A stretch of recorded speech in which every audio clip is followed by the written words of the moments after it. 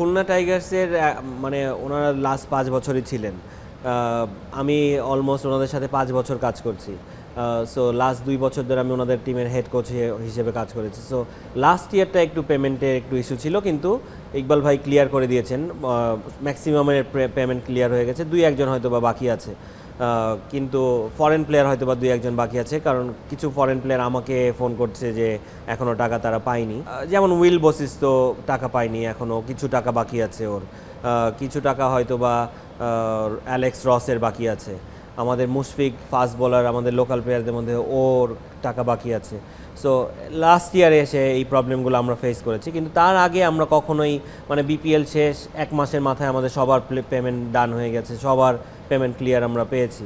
কিন্তু এই লাস্ট ইয়ারটাই আমরা একটা প্রবলেম ফেস করেছি, যেটা কিন্তু আমার পেমেন্ট ডান মানে ম্যানেজমেন্টের পেমেন্ট ডান হয়ে গেছে, 2-1 প্লেয়ার হয়তো বা মানে পায়নি এখনও পেমেন্টটা, কিন্তু সেটাও খুবই কম।